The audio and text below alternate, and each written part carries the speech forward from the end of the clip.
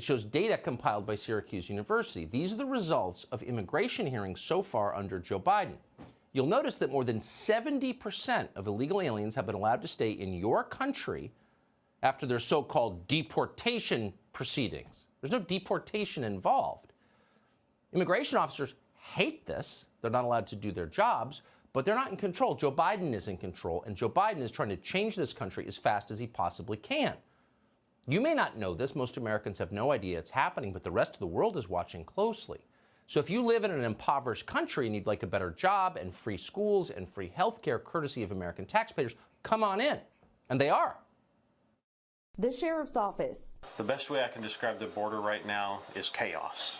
Absolute chaos. The Arizona National Guard. This has been the largest surge of immigrants that I have seen in my career. Since October of this year, Customs and Border Protection reported close to 22,000 encounters in the Yuma sector. That's a 2,600% increase from this time last year. Dennis Cook's backyard overlooks the unfinished border wall. He sees the crossings every day and knows just how overwhelmed Border Patrol is. There's times when I've called Border Patrol, and Border Patrols, we can't do anything. We're totally booked up. We can't do nothing with them. Since I've been on camera here, I bet you we've had 20 people cross already. This is totally crazy in third world. You're not supposed to mention it. They've racialized everything, so you can't say anything. Most Republicans have been intimidated into silence. They don't want to be called names. But the truth is, nothing like this has ever happened in the United States, and it's important for two reasons. The first is the rule of law. Remember that? So there are people right now still being held in solitary confinement because they trespassed in a building that technically they own. It's called the Capitol of the United States, and they're still there. They're still in jail. But millions of foreign nationals just walk in, ignoring our laws completely, and that's totally cool because equity or something? How can anybody respect the laws of the United States when they are being ignored by the people in charge of enforcing them?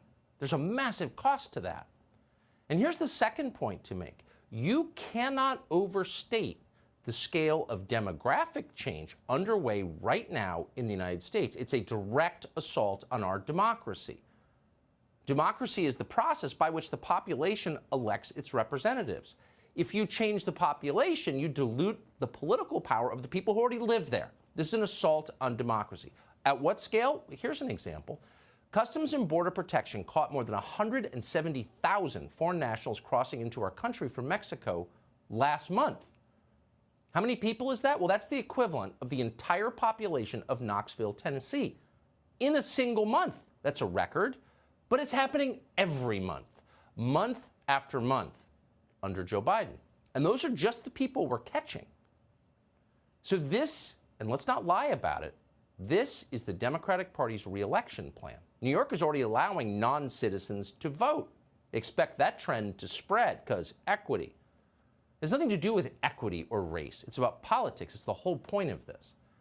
Now, in the end, a lot of these people may turn out to have political views the Democratic Party does not expect whatsoever, particularly the Latino immigrants. We'll have a lot more on that in a minute. But purely as an economic matter, this is a disaster. No wise person would do this. This country is getting poorer, in part because of inflation. No one wants to face that truth, but it is true. Is this really the time to import millions of low-skilled laborers? Probably not. What are all these people going to be doing for work in 10 years? That's a real question. The current labor shortage has accelerated the automation of low-skilled jobs. It's really simple. Ask anybody with a business. Employers can't find workers. How are they responding? Well, they're buying more robots. Food delivery service Grubhub, for example, has rolled out autonomous delivery on college campuses across the country. That's happening everywhere. So there's going to be a lot less low-skilled work available very soon. How's that going to end for us when we've got millions of new arrivals with no jobs? Opening the border may be the single most destructive thing that any administration has ever done to this country.